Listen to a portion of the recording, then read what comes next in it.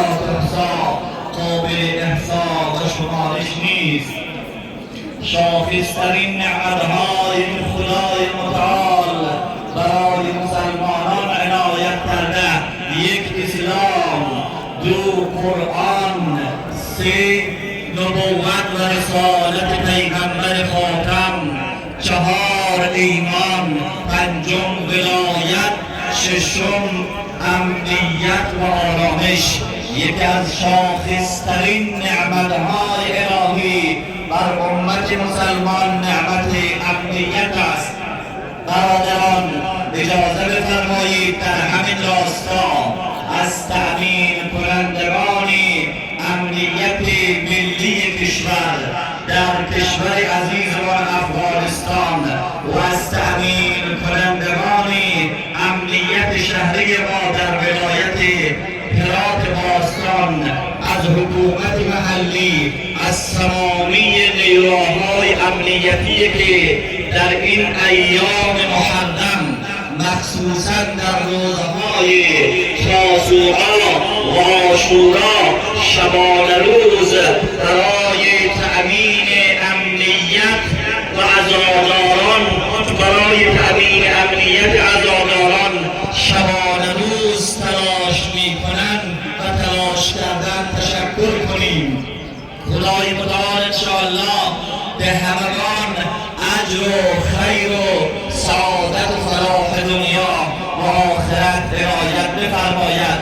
ما از خدای متعال سپاسگزاریم این نعمت امنیت را در کشور ما ارزانیدانه را برای ما و شما آماده کردن. باز هم متشکریم. فرصت نیست برادران یک سخن از سخنان ارزشمند مولای آزادگان ارباب ما حسین ابن علی علیه السلام به محضر شما عرض می کنم و عرضم را خاتمه می دهم. حسین ابن علی علیه السلام شاخصترین و شافرد حرکتش برای امر به معروف و نهی از منکر بود. عدد مسلمان در سال 61 هجری 30,000 جمعیت شمشیر به کمر بستند، آمدن امام زمانشان را در سرزمین کربلا قربانی کنند، اهل بیتش را به رسالت ببرند. مجموعه زیادی از مسلمانها در خواب غفلتند و در سکوت. از بین اینها مجموعه 72 نفر دینمدار، متدین، حافظ دین و حامی دین حد علم می کند و با این بیان وارد سرزمین کربلا می شود: ان کان دین محمد لم یستقم الا بقتلی فیا سیوف خذینی. بیان و منطق زیبای حضرت سید الشهداست: اگر بناست با کشته شدن من دین جد پیغمبر زنده بماند، چه زودتر و بهتر شمشیرها بیاید حسین را در بر بگیرد. سر نباشد، زندگی نباشد، پسر نباشد، دختر نباشد، مخدرات حرم به اسارت برود، اما دین خدا زنده بماند. این فداکاری سید الشهدا. من گدایم گدای حسینم، عاشق کربلای حسینم.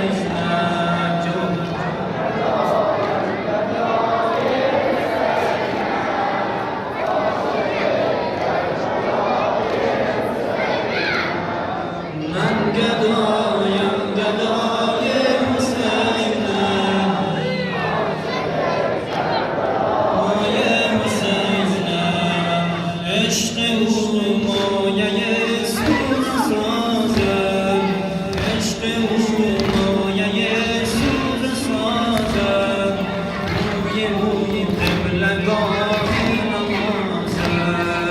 از غلامی او سرفرازم.